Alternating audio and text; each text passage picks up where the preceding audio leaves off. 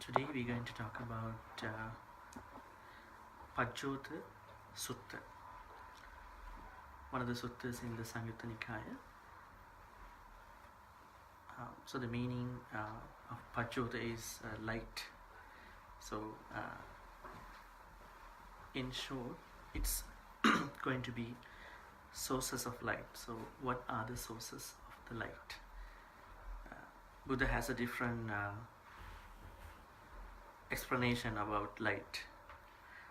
But before we going into the context of the sutta, anyone knows about, anyone is familiar with the word called Pajjota, Pali word Pajjota. Has anyone heard this Pali word in their sutta readings or whatever other readings? Okay. Has anyone heard about a king called Pajjota, a king Pajjota? At the Buddha's time, there were four major republic states in India. We call them Magadha, Vatsa,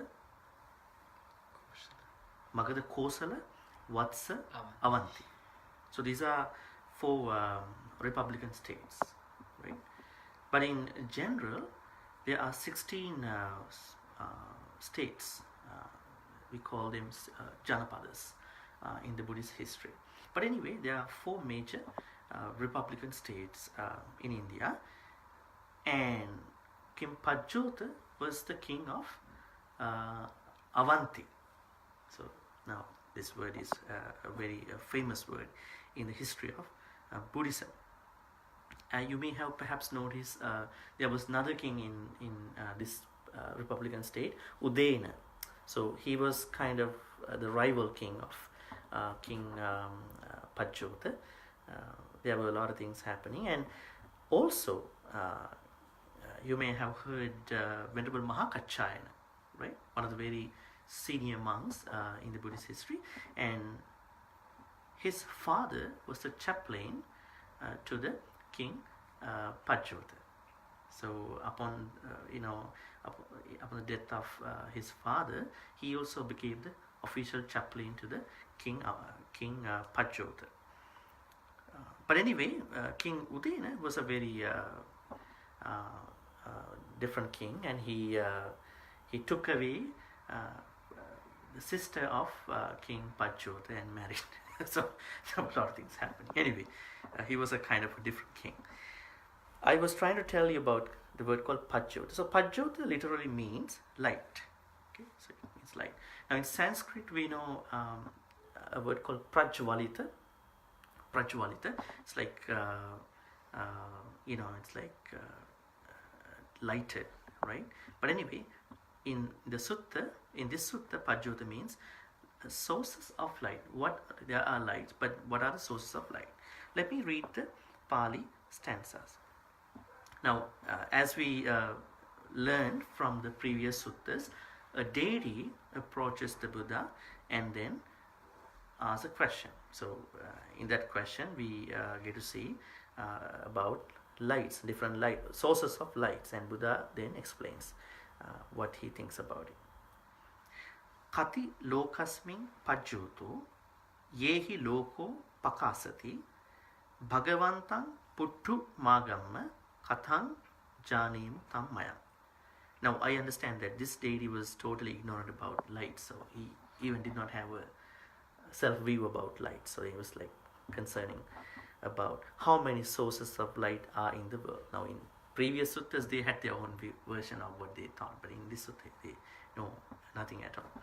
How many sources of light are in the world? Yehi loku pakasati, by means of which the world is illuminated. Illuminate. We have come to ask the Blessed One this, how are we to understand it? So that means not one deity, so there are deities. So the deities approach the Buddha. Do you know what time do deities approach the Buddha? Is it in the morning or afternoon or evening, or the first watch of the early morning? Late at night. Late at night. They don't usually approach the Buddha in the time that we think. So what did Buddha say? Chattaro loke pajjota. There are 4 sources of light in the world. There are 4 sources to the Buddha. Pancha metta na vichati. Pancha means 5. A 5th one is not found here. So there are 4 sources of light. Diva tapati adicho. What is adicho? The sun. The sun. The Buddha had a appellation about sun. Aditya Bandhu, the relative of the sun. Aditya Bandhu. So he had a lot of epithets in the Pali, text. So anyway, he's not the sun, but he's the greatest relative of the sun. S-U-N, sun. Okay, not S-O-N, sun. Okay, the sun shines by day. So Diva Tapati Aditya. The sun shines by day. Ratting Abhati Chandima. Not me though. The moon glows at night. So Chandima means the moon. Actually, the moon, not just there are 4. How do you call them? There are 4 phases. Huh? Phases. Phases of the moon, right? So it's like full moon, right? The full moon. So the moon glows at night. And then Atha Aggi Diva Ratting. What is Aggi? Fire, right? Fire. And this is a very famous term in the Hinduism, right? In Hinduism, what they believed was that they believed the oblation is the only source, only way that they can offer their whatever the offerings to the specific deities like Varuna, Marut, Parjanya, Surya, Savitru, Ushas, Ashwin. So these deities, they can approach these deities, but they can only approach them through the oblation. They can offer them into the oblation, so that the god Agni is the one who coordinates those offerings to specific deities. So Agni is a very famous term, but in here the same thing. Aggi in Pali, Aggi means so the consonant G is reduplicated. That means the fire flares up here and there, both by day and night. There's no specific time for fire, right? That's why the firefighters have to be ready at all times, right? I think they always actually keep their doors open, right? Keep their doors of those big trucks open all the time, getting ready, on standby. So, and fire flares up here and there, both by day and night. Sambuddho tapatang setto. But the Buddha is the best of those that shine. Now the moon, the sun, the moon, fire, what else? That's the Buddha. So the first 3 always shine at different time. But the Buddha, according to him, he is the greatest source of light. Esa Abha Anuttara. Abha means the light, right? He is the light unsurpassed. Now we have to find out what kind of light he's talking about, right? It is not the light that we see from the sun, from the moon, from the fire. They have different material, physical perspectives. So what does Buddha mean that by being the greatest among all the other light sources of lights? Anyone has an idea about it? What's the greatest light he's showing us? So I think in the Buddhist teachings we all know that we are in the darkness. But what is that darkness? Ignorance. We call it avidya, right? Avidya is what we call ignorance. But that is not this literal ignorance that we know in English, right? Ignorance in terms of not knowing the 4 noble truths, right? So that's the ignorance. So do you now think that we already have come out of the darkness of that ignorance? Or are we still trying to get out of it, or still in the darkness? It's not the light we get from the moon, from the sun, from the fire. We already experiencing such things. But do you think do we have this particular light that Buddha teaches us? What do you think about it? Unless we're like one of the Aryas, then no, we don't have that, because Okay. there's still avidya, maybe a bit less, maybe more or less, but unless we have at least seen Nibbana, then no, we don't have that. Okay, so he pointed out a nice word, Arya. So Arya and Anarya. That means that we are still. Who are the Aryas and who are the Anaryas? Now we have to separate out this thing, right? And there's another terming called Sekha and Asekas, Shaiksha and Ashaikshas. I mean, that's another way of looking at this Arya and Anarya thing in basic terms. So then, what is Arya? What is Anarya? I will explain the rest after. In Arya, there are basically 4 kinds of people who have seen Nibbana for themselves. Mm-hmm. You have tasted at least one of those 4 stages for yourself directly, then we use the Pali term Arya, which means the noble one. So you could have seen it a little bit or have really fully understood it, in which case you'd be fully free. So any of those kinds of people who have seen it for themselves, those are the Arya. Do we only call the 4 types of the 4 stages of the spiritual, progress? Are those the people who are Aryas, or are they a little different? Because the word has some other meanings too. Noble, Yeah, noble, right? It can mean other things as well. Yeah, but do we find Arya in the statement we respect the Sangha? Supatipanno Bhagavato Savaka Sangho, Ujupatipanno Bhagavato Savaka Sangho, Nyayapatipanno Bhagavato Savaka Sangho, Samichi Patipanno Bhagavato Savaka Sangho, Yadidam Chattari Purisa Yugani. Atta Purisa. Okay, that's a different way of looking at it. Yeah, we don't use in that stanza, we don't use the word Arya, but it's talking about the same kinds of people. Yeah, so then if someone already is a Sotapanna person, so that means she is already inside of that path of noble path, right? But there are 2 other stages that we don't talk that much, called Saddhanusari and Dhammanusari.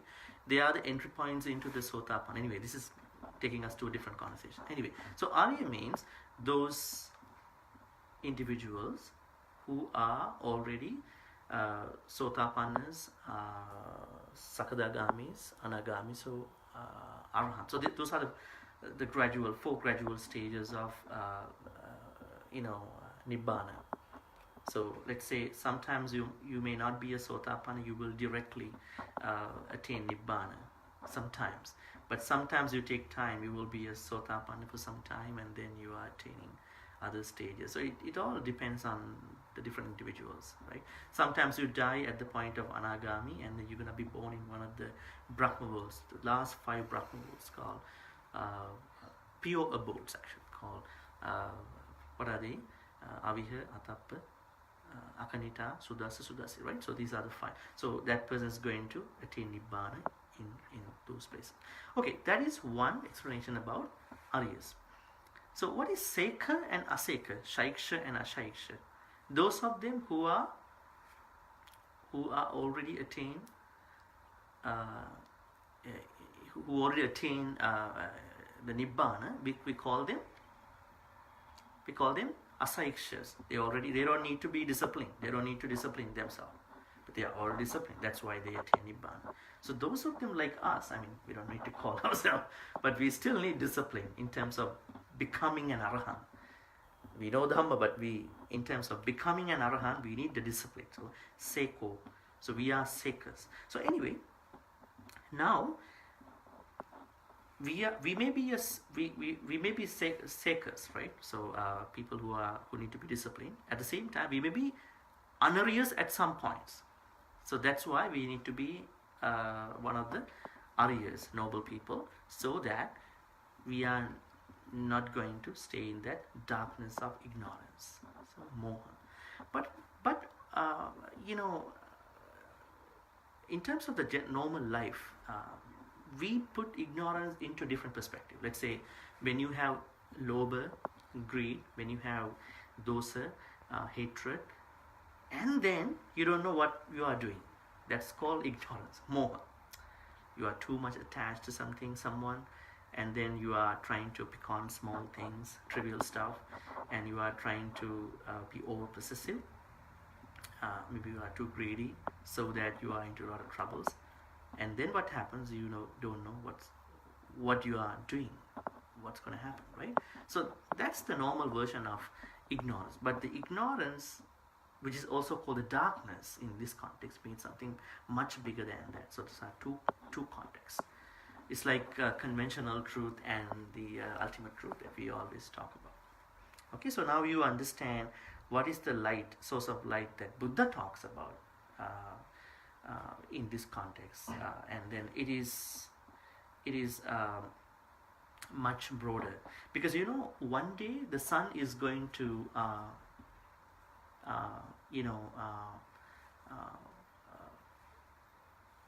get destroyed according to Buddhist teachings. So all these physical stuff, they are sankharas. They're going to end at some point, but not the Buddha's teachings. That's why he always uses the sun, the moon, and his teachings. And he always says there are three things you can't hide. What are they? The sun, the moon, and the Buddha's Dhamma, teaches of Buddha. Right? Vivato virochati no patichan. That means when the Dhamma is open, it shines. But when it is covered with something, then it won't shine. That's why we ask people to read the text, right? Otherwise, keeping the books in the shelf will not make any sense, right? Otherwise, we are protecting something that the teacher of those books himself said that there's no Dhamma in the books. It is how you put them into practice, right? So it's something like that. Anyway, so any questions about this topic or something related? Pajjota Sutta, sources of light.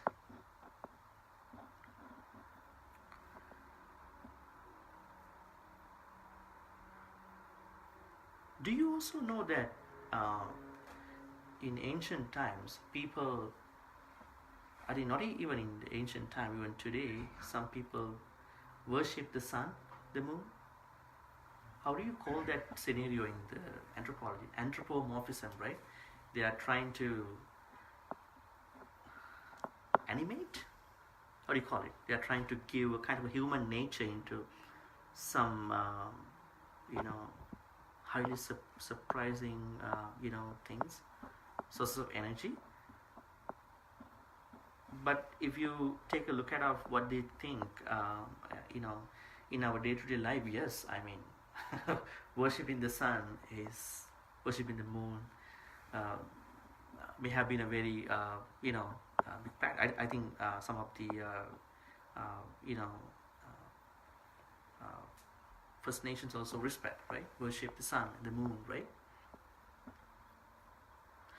It's a very sensible thing. I mean, if you think about it from the perspective of a primitive culture, yeah, all of your life and food and energy is dependent on the light of the sun. Light of So, sun. I mean, yeah. if you're going to pick something to worship as a primitive culture, it makes sense. Yeah. Looks like there is no harm to, and in a country like this, you don't get sun that much. We don't get sun that much, right? So people really like sun. See, sun is coming today, right? But individuals like us who come from sunny countries, we don't think it's a big deal unless we're getting stuck in the snow.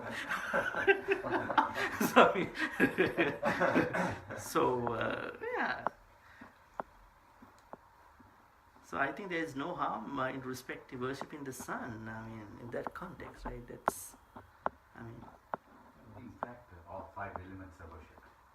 All five elements, yeah. Mm-hmm. And the Buddha didn't try to prevent people at his time from carrying on those cultural practices, but he would often suggest kind of more pragmatic interpretations of the rituals and things that they were doing. Not telling that they are really senseless, but I think he kind of like reintroduce all these things in a different perspective, while not blaming those things, because such practices were really with the people's lives in India, right? So he couldn't have he could not go in a way that could sort of underscore, insult the country's practices, right? How about the moon? The moon. What does moon give us? Tides. Huh? The tides, I guess. Tides. The tides. Yeah, the when It's true. Yep. Tidal forces Oh. from the moon. Oh, Yeah. tidal forces in the sea. Yeah. The tides are because of the moon. Okay. So we have that. Have you ever noticed something else that you can get from the moon? The calendar.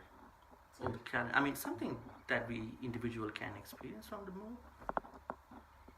Have you ever heard that people are going crazy on the full moon day? And police is doing more patrolling on the full moon at some point without our notice. I don't think that's true, but Huh? the word lunatic is from It's from the which is the moon, luna. yeah. That's why in ancient India, on every phase of the moon, they go to a temple. They take precepts because they believe that these big changes of the moon can affect them, in a bad way. Now, this is what Buddha revisited, introduced in a different perspective. Okay, you think that on a full moon day, you want to do things to get close to the deities at that time, but on a lunar day, what you can do is that you can purify yourself. Because if you think that you are getting impure on that day, you can start the process of purification by taking precepts, which some of you did on full moon day 18 this month. So looks like the moon has big effects on people. Not even the tidal waves in the sea. Mm-hmm. It's also the lunar calendar that was followed.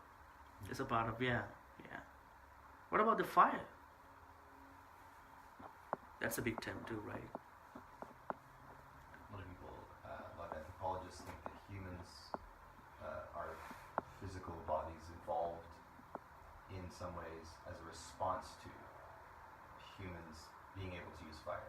Like our bodies are kind of designed to digest cooked food and so on in such a way that fire and human beings have been together for so long that it's actually part of our biology now. Mm-hmm. So we're really, really close to fire. Mm-hmm. Evolution.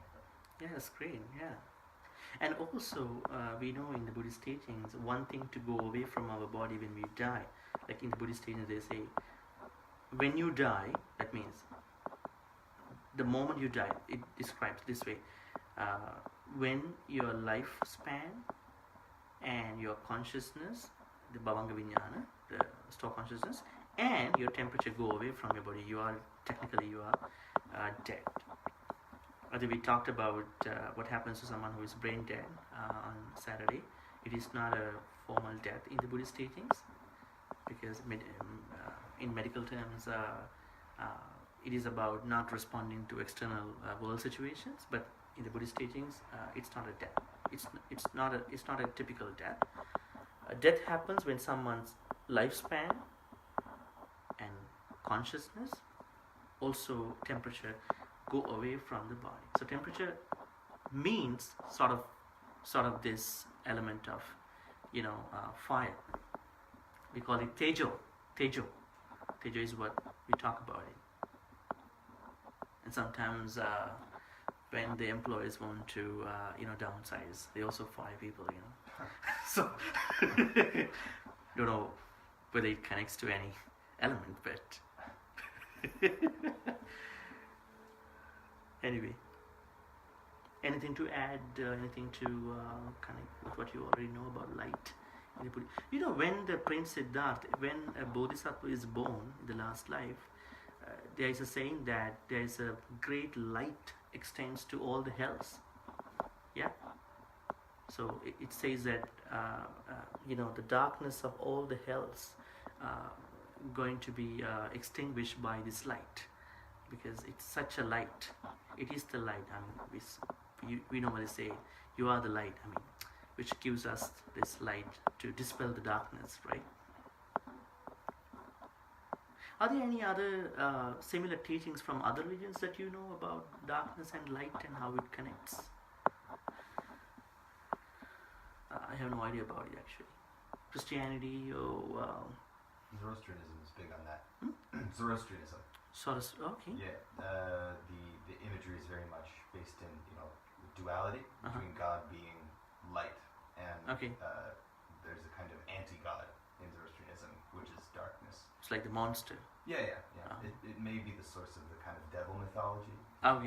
Yeah, so I think we can connect the same thing to Mara in the Buddhist teaching. So Mara is the darkness. So whenever you are succumb to more pleasures, where you want to have a moderation about your pleasures, then that means Mara is, taking away your everything, and that means darkness is taking over your everything. But when you're trying to have that moderation, that means you are trying to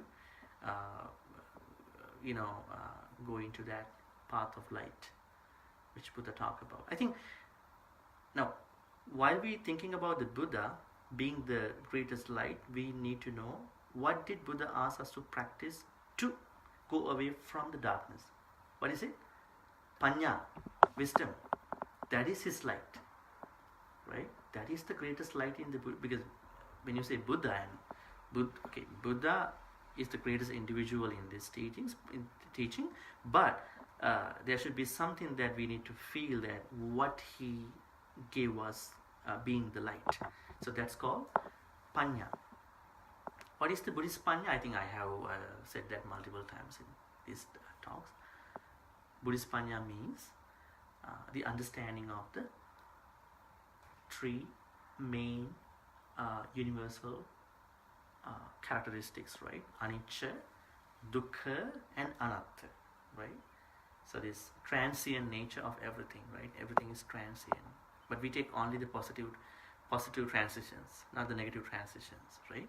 This is what happens to us when we pass something, when we get a good job, when we get demoted, when we get fired. No, I mean, that's not what we think by the change, transition.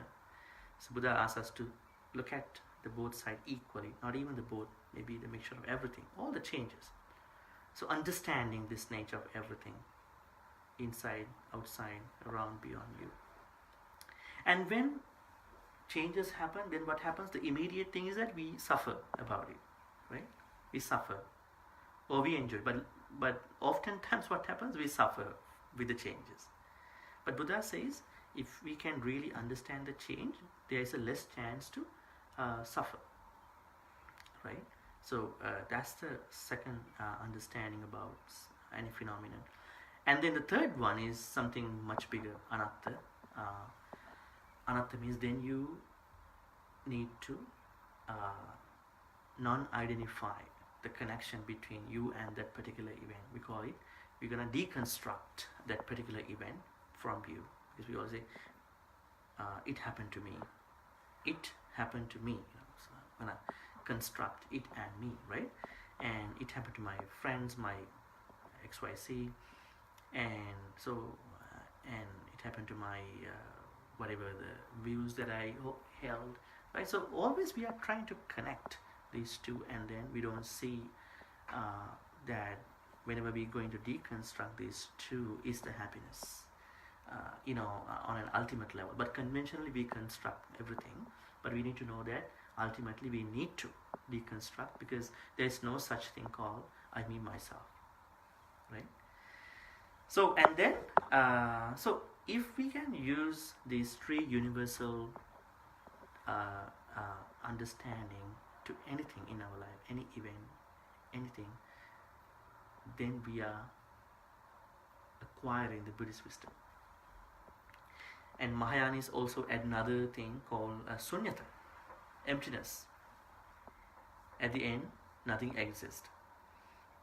What happens when we die? What happens to the solid parts of the body? What happens to the fluid part of the body? They all getting recycled wherever they came, right? What happens to my last breath when I die? It gets mixed with the rest of the air.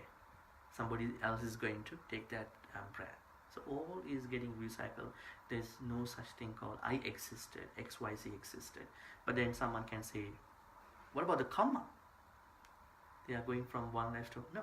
Karma, yes, they are supposed to go from traverse from one life to other life, but with a lot of changes.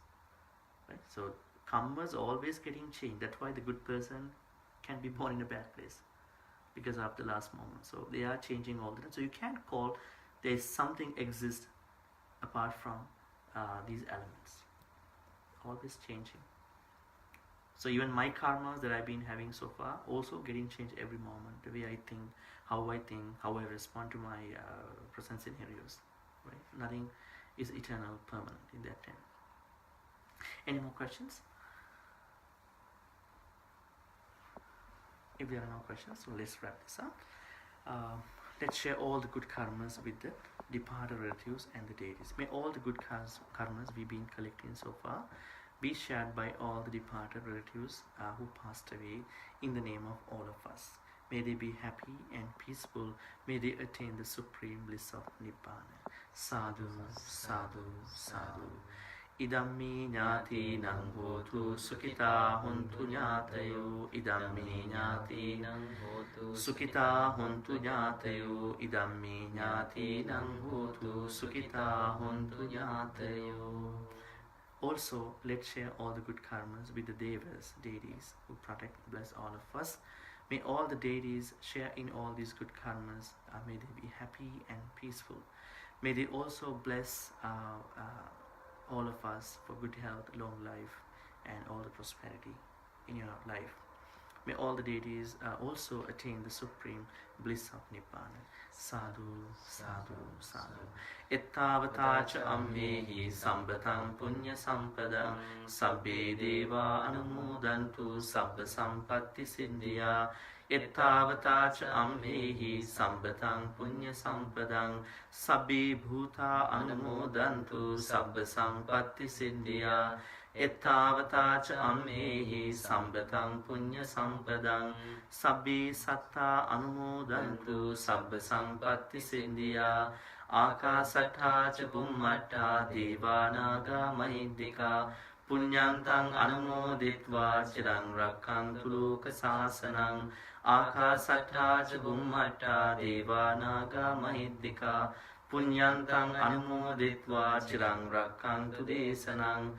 Akasatthacha bhummatta devanaga mahiddhika punyantang anumoditva chirang rakkantu mang paranti. Finally, let's make a great wish. May all the good karmas we've been collecting so far help all of us to attain the supreme bliss of Nibbana. Sadhu, sadhu, sadhu. Abhivadana silissa niccang vaddhapachayino chattaru dhamma vardhanti ayuvanno sukhang balam ayurarugya sampatti sagga sampatti mevacha ato nibbana sampatti iminate samijjatu. Okay, let's respect the Buddha 3 times.